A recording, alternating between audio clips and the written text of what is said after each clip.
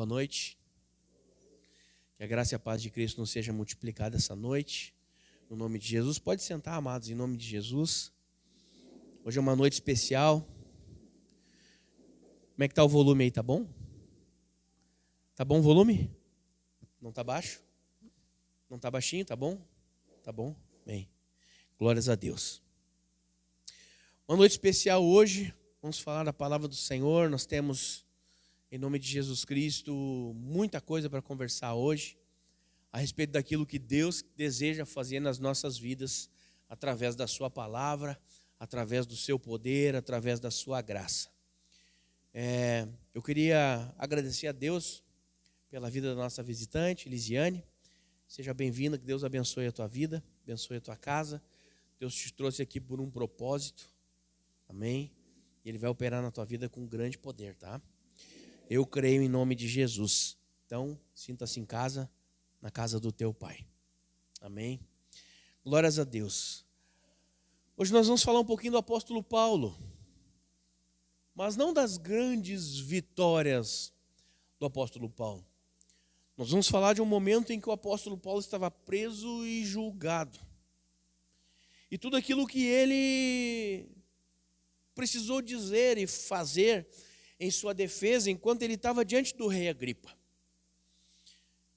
Abra a tua Bíblia em nome de Jesus, no livro de Atos, capítulo 26.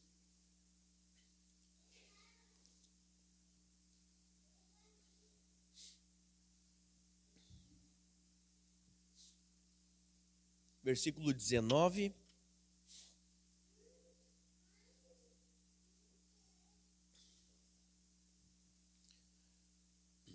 Atos 26, 19. Amém, queridos? A palavra de Deus fala assim: pelo que, ó rei Agripa, não fui desobediente à visão celestial, mas anunciei primeiramente aos de Damasco e em Jerusalém por toda a região da Judéia e aos gentios, que se arrependessem e se convertessem a Deus, praticando obras dignas de arrependimento. Por causa disso, alguns judeus me prenderam, estando eu no templo, e tentaram matar-me. Mas alcançando o socorro de Deus, permaneço até o dia de hoje, dando testemunho tanto a pequenos como a grandes, nada dizendo, senão o que os profetas e Moisés disseram haver de acontecer, isto é, que o Cristo devia de padecer, e sendo o primeiro da ressurreição dos mortos, anunciaria a luz ao povo e aos gentios. Amém, queridos? Então aqui nós estamos no momento em que o apóstolo Paulo está preso diante do rei Agripa, um momento em que está dando tudo errado na sua vida, um momento em que ele está com tremendas dificuldades na sua caminhada, na sua história. Ele está diante de um rei que o conhecia de antemão, e que no momento que ele chega para ser julgado, o rei ali no primeiro versículo do capítulo 26, ele diz: Paulo, é permitido que uses de palavras em tua defesa. E o apóstolo Paulo fala: que bom, obrigado, então vou me defender. E Paulo começa a explicar ao rei Agripa tudo o que estava acontecendo com ele, desde o momento em que ele havia nascido entre os judeus, era um grande fariseu, uma das piores ou maiores, vamos falar assim, seitas judaicas, no sentido de manter-se fiel, firme à sua religiosidade. Ele era fariseu de fariseus, um homem que estudou aos pés de Gamaliel. Aqui o rei Agripa só faltou dizer para ele lá no final, se você seguindo lendo aqui no capítulo 26, no fim do capítulo, o rei Agripa ainda fala assim: bastava que esse homem me pedisse e ele teria sido liberado. Mas não, ele apela para César. E aqui desta prisão, o apóstolo Paulo vai a Roma, e nós sabemos e vimos o filme aqui há pouco tempo com a juventude, que Paulo morre em Roma decapitado. Mas ele fala para o rei Agripa: olha, rei, o Espírito Santo me revelou que eu havia de partir lá em Roma. Então aqui ele está consciente daquilo que é a sua missão, aquilo que ele deveria fazer. Aqui neste momento, falando ao rei, ele diz: olha, eu fui perseguidor. Por muitos anos eu torturei pessoas, eu matei cristãos, eu incendiava cristãos, eu pegava eles nas suas sinagogas, levava nas suas casas, prendia suas famílias, matava suas famílias, obrigava eles a negarem sua fé, negarem o seu Cristo, até que um dia, lá na estrada para Damasco, que ia ao encontro de Saulo de Tarso com o Senhor Cristo. E ele começa a contar as suas experiências, ainda no verso 14, ele fala: caindo todos nós por terra, ouvi uma voz que me falava em língua hebraica: Saulo, Saulo, por que me persegues? E ali ele começa a contar ao rei Agripa toda a sua história, a história da sua conversão. E mais adiante, no verso que falamos, ele diz ainda: não fui desobediente à visão celestial. O apóstolo Paulo, entre uns interpélios da vida e outros, ele é um homem que foi arrebatado de sentidos. Ele visitou o terceiro céu. Ele volta e numa das suas cartas a Coríntios, que ele está defendendo o seu apostolado, ele fala: olha, eu fui, não sei, ele não diz eu, ele diz: conheço um homem, falando humildemente dele mesmo, conheço um homem, não sei se no corpo ou fora do corpo, visitou o terceiro céu, e ele diz: eu vi coisas inefáveis ao homem falar. Então é deste cara que nós estamos falando.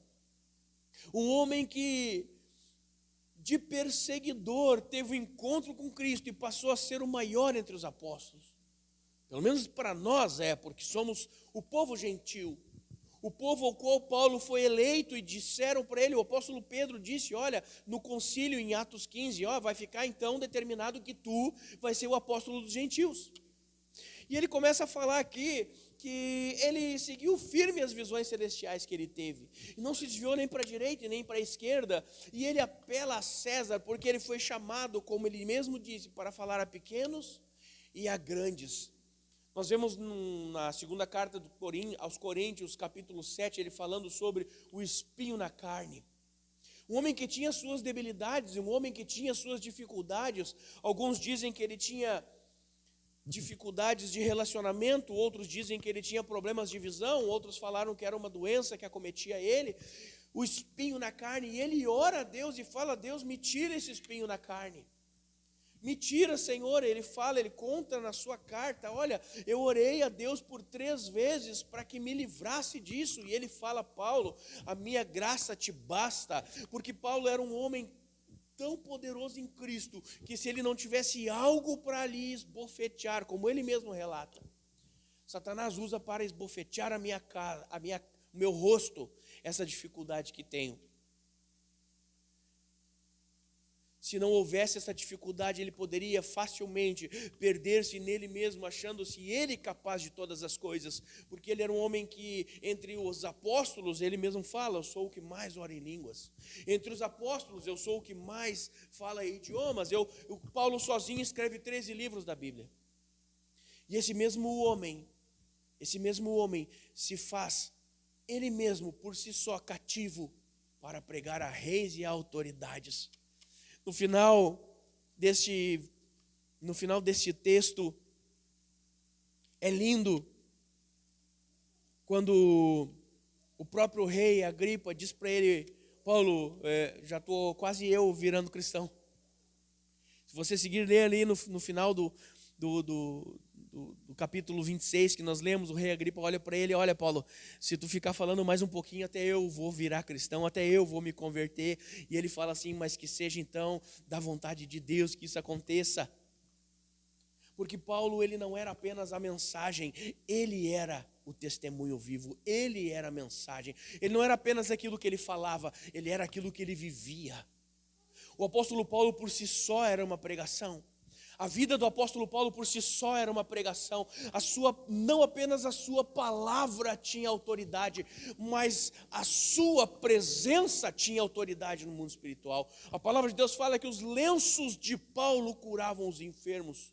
Os lenços que ele limpava o seu próprio suor, enviava para as pessoas, e elas eram curadas através do suor daquele homem.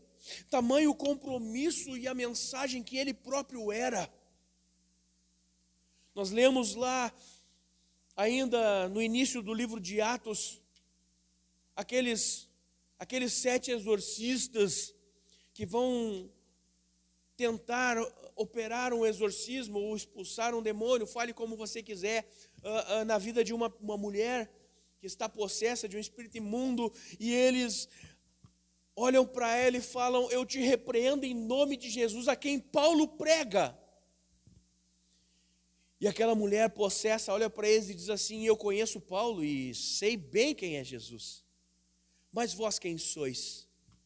Eles não tinham vida com Deus, não tinham autoridade espiritual, mas o apóstolo Paulo sim, o poderoso apóstolo Paulo sim, vida com Deus. Um homem que se destitui daquilo que tinha, um estudioso, ele começa a falar sobre tudo o que ele abandonou pelo Evangelho.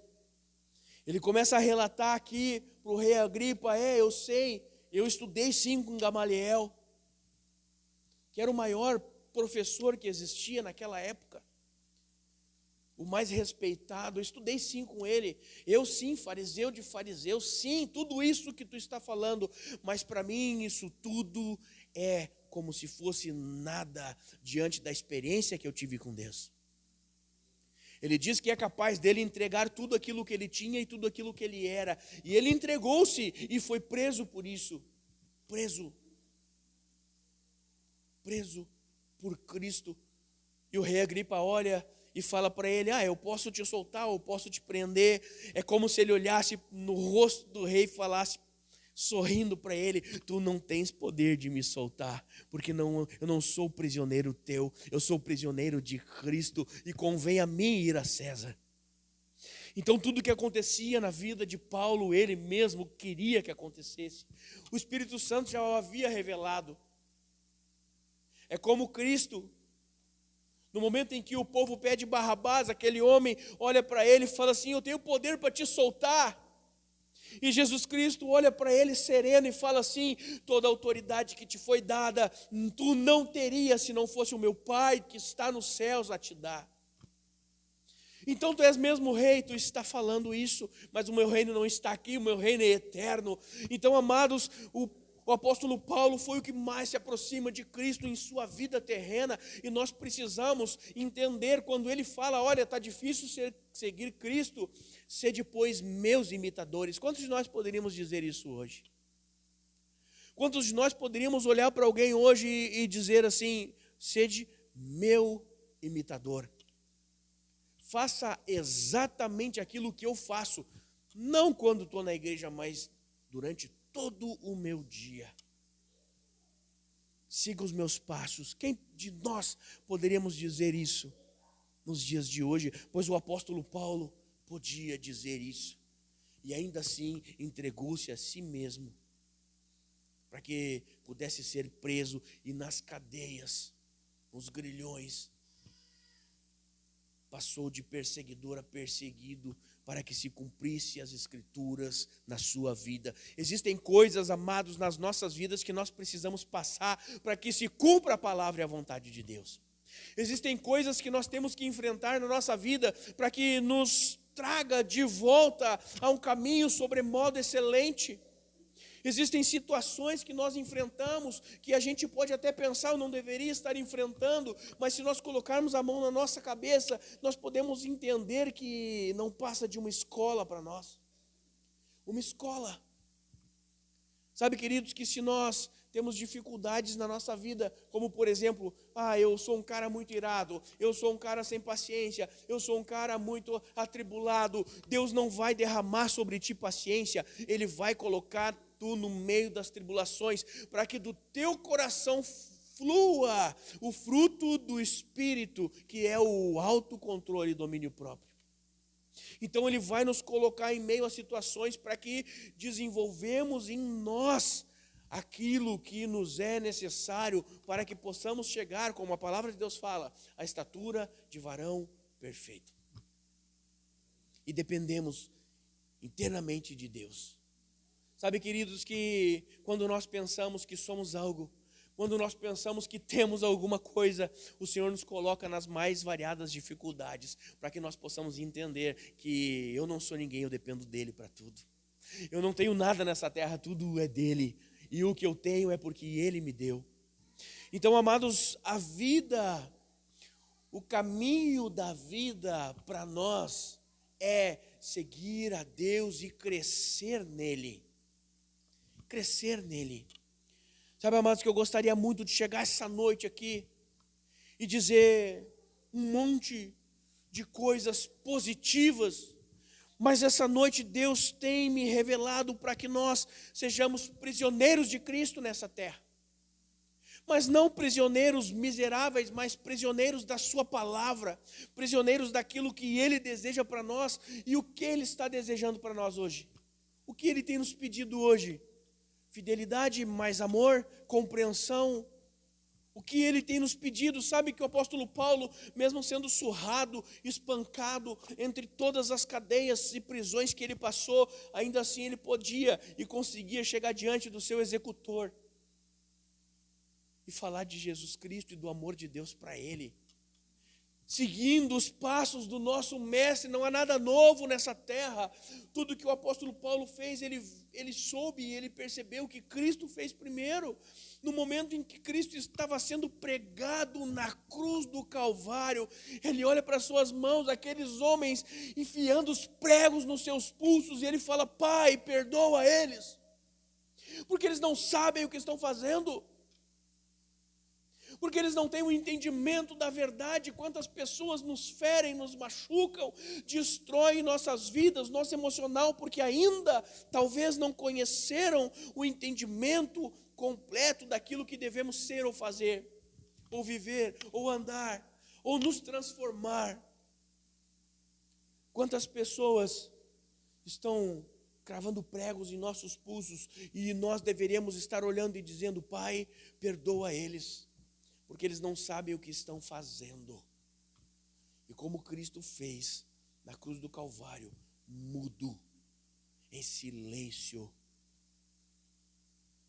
orou ao Pai, e ainda assim perdoou pecados, e dali partiu para nos salvar, para levar com Ele as nossas enfermidades, para levar com Ele as nossas dores, as nossas tristezas, para levar juntamente dele o castigo que era para ser jogado sobre nós. A Bíblia diz que Deus é um Deus, se não me engano é Salmo 7, versículo 10, ou Salmo 10, verso 7, não lembro agora, mas é um desses aí. Está na Bíblia, irmão, está na Bíblia. Deus é um Deus que se ira todos os dias, e nós merecíamos receber a ira de Deus. Mas a ira de Deus foi sobre Cristo. E a Bíblia diz no livro de Isaías, capítulo 53, que pelas suas pisaduras nós fomos sarados. Fomos sarados. Então a nossa fé precisa estar em Cristo, porque o poder está nele. Não é que Ele vai fazer, Ele já fez. Já fez. Esses dias nós estávamos conversando e Deus trouxe à minha mente algo que, como que funcionam as coisas no mundo espiritual. Você sabe, eu falo todos os cultos praticamente aqui, no livro de Efésios, capítulo 1, versículo 4. Fala que toda sorte de bênçãos já nos foram dadas nas regiões celestes. A parte de Deus já está pronta, queridos. A parte de Deus já está pronta. E eu até falava com os irmãos semana passada, e eu elenquei, eu coloquei como se fosse, por exemplo, aquele pé de bergamota que nós temos ali. Está ali. Entenda as bênçãos do Senhor como as bergamotas naquele pé ali. Já estão prontas, maduras e disponíveis. O que é necessário para tê-las? Pegar. Nós mesmos nos mover e buscar. Pegar, colher. Ah, mas não alcanço. Dá o teu jeito, pega uma escada só. O outro dia o Paulinho ali estava em cima da casinha ali, catando bergamota com o irmão Luiz, trouxe o colhedor de bergamotas lá. Não sei, dá o teu jeito, mas invada o mundo espiritual e pega as bergamotas lá. Busque aquilo que tu precisa. Busque as tuas necessidades. Eu não sei como, então ore a Deus. Pai, em nome de Jesus, eu não sei fazer, mas eu preciso de Ti. Eu preciso de Ti, Senhor. Sabe, queridos, que entre Tu e Deus não pode haver religiosidade, um pingo de religiosidade entre Tu e o Senhor. Tem que ter um momento em que é só Tu e Ele. Só Tu e Ele. Tu chega e fala a Deus, ô Pai. Porque primeiro ele precisa deixar de ser aquele Deus de longe, carrasco, e virar um Deus que é Pai, amoroso e de perto. Nós precisamos ter um entendimento de quem é Deus. E a oração que Cristo nos ensina é: Pai nosso. Pai nosso. É um Pai que está perto. É um Pai que não está longe, não está distante. Ele está próximo de nós. Essa é a oração que Jesus Cristo nos ensina.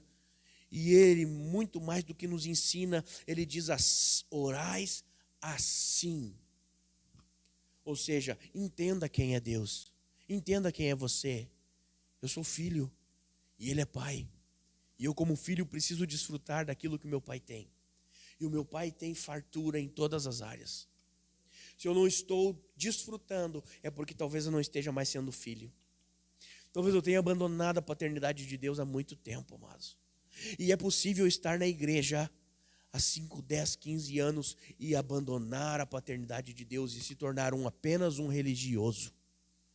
Quando na verdade Deus não deseja que nós venhamos nos encher de religiosidade. Não, porque senão Deus o livre, o pastor lê a palavra de Deus com a igreja sentada. Não está honrando a palavra. Mas o pastor pode sair falando mal dos outros, então. Aí honra a Deus dessa forma. Não, porque a palavra tem que ser de pé. Sim, mas e aí? Aí o irmão levanta para ler a palavra, para honrar a Deus e sai daqui cheio de adultério no coração. Nós temos que honrar a Deus com as nossas vidas e não seguir apenas um ritual. Não seguir apenas um ritual para que coisas aconteçam. Não existe receitinha de bolo quando estamos na presença de Deus. Ele faz tudo novo a hora que Ele quer, da forma e do jeito que Ele quer. Nós já estudamos isso aqui na nossa escola de discípulos. Quem lembra quando estudamos liturgia de culto? Quando tínhamos aqui a escola de discípulo, existem algumas coisas que precisam acontecer no culto, mas não necessariamente tenha que ser uma regra que aconteça assim, assado. Não, tem que ter louvor, então é 30 minutinhos de louvor, é 20 minutinhos de pregação. Não. Um culto, ele é constituído de louvor, palavra e oferta. Agora, isso biblicamente falando. Agora, não é por isso que eu preciso religiosamente. Não pode. Tem que ser 30 minutos, tem que ser 3 louvor. 3 louvor rapidinho, 2 devagarinho. Não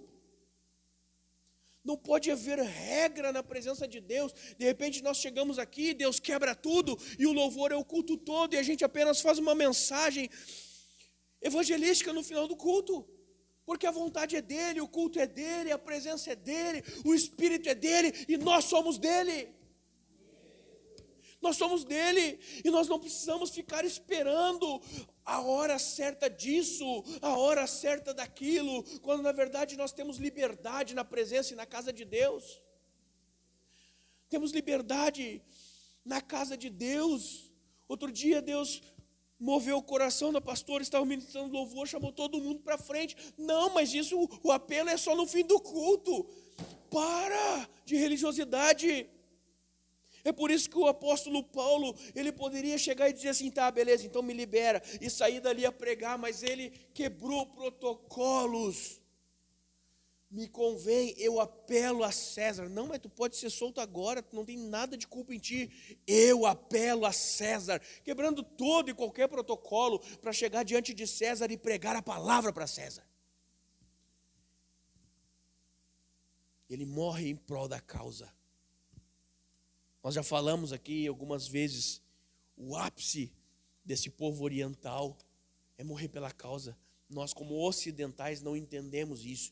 O nosso ápice, o meu ápice ministerial, para mim, pastor Rodrigo, Qual o ápice? Chegar a uma igreja de 1.000 membros, pregar para 5.000 pessoas. Para o oriental, isso não é ápice. Para o oriental, é capaz dele pensar que está se desviando da verdade se isso acontecer. Para o povo oriental, para eles, o ápice é ser martírio. O ápice é sofrer por Cristo. O ápice para eles é levar as pisaduras de Jesus. É claro que a cultura é outra. Glória a Deus, não estamos num país de perseguição, amém? Ainda, né? Ainda podemos falar livremente. Nem tão livremente assim, né? Já existem coisas que eu não posso dizer. Já existem coisas que eu não posso fazer. Amados, não vou entrar nisso hoje. Mas é duro. É duro. A nossa palavra, ela precisa ser sim, sim e não, não. Sim, sim e não, não. O que passar disso é maligno. O que passar disso é do diabo, a Bíblia diz. Não consigo entender cristãos que não apoiam causas que... Vamos falar de uma que é moda agora, aborto. Não, eu sou contra. Quem é contra aqui? Acho que todo mundo aqui é contra né? De uma forma ou de outra, contra abortar um filho. Mas aí, lá nas urnas, ele não mostra isso. É difícil, né? Aí não pode falar de política. Não estou falando de política, estou falando de sim, sim e não, não. Sabe, queridos, é complicado, porque às vezes nós não firmamos como cristãos, mas queremos viver o que Cristo tem para nós. Mas o nosso coração precisa estar em Cristo em todas as situações, em todas as áreas. É no problema, é na solução, é na dificuldade, é quando as coisas estão boas. O meu coração precisa estar em Cristo. Meu coração precisa estar em Cristo, mesmo quando nada está dando certo para mim, mesmo quando está dando tudo errado, mesmo quando talvez o marido está indo embora, a esposa está indo embora, os filhos estão se perdendo. Eu preciso estar com o coração em Cristo e eu não posso negociar a minha fé. O apóstolo Paulo não negocia a sua fé. Jesus Cristo teve a oportunidade, é lógico que nós sabemos o porquê não, mas na tentação do deserto, o inimigo chega para ele e fala assim: ei, está vendo todos esses reinos da terra? Tudo isso aqui te darei se prostrado me adorares. Era fácil, ele nem passaria pela morte. Cristo nem precisaria ter morrido na cruz se tivesse aceitado, mas ele não negociou a sua fé. Não negociou o seu propósito. Quem de nós tem propósito? Sabe, queridos, que quem vive por um propósito não negocia com o inimigo. Quem vive por um propósito não negocia com o inimigo. Tu quer ver uma pessoa que se vende? É uma pessoa que não tem princípios e propósitos na sua vida. Ela está ali, está só por ali, né? Mas não, uma pessoa que tem um propósito estabelecido na sua vida, ela firma o passo naquele propósito e segue. E segue. E vai vencendo todas as dificuldades, porque aquele que tem propósito tem luta. Aquele que tem propósito tem dificuldade. Aquele que tem propósito vai ter contendas na sua vida, tempestades. Até talvez mais duras do que ele pode pensar que suporta. Mas vão se levantar. Mas nós temos um propósito. Nós viemos e vivemos de acordo com o nosso propósito. Nós não negociamos nem para a direita e nem para a esquerda. E por isso somos abençoados. É por isso que somos abençoados. Por isso, firma os teus passos em Cristo, como o apóstolo Paulo firmou. E vive intensamente o que Deus tem para ti. Por mais que possa estar parecendo difícil. Por mais que possa estar parecendo complicado. Deus tem uma solução para nós hoje. Deus tem algo para nós hoje. E nós vamos buscar em oração e receber aquilo que temos herdado da parte de Deus. Amém, queridos? Quero orar contigo. Se coloque de pé em nome de Jesus.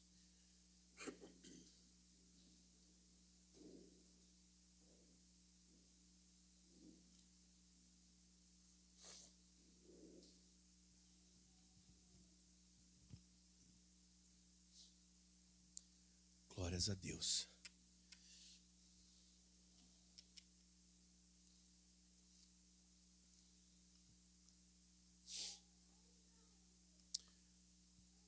Pode. Em nome de Jesus, você que está na sua casa, receba essa palavra. Amém. Amém, amados. Glórias a Deus. Queridos, eu quero orar contigo. Hoje é quarta-feira.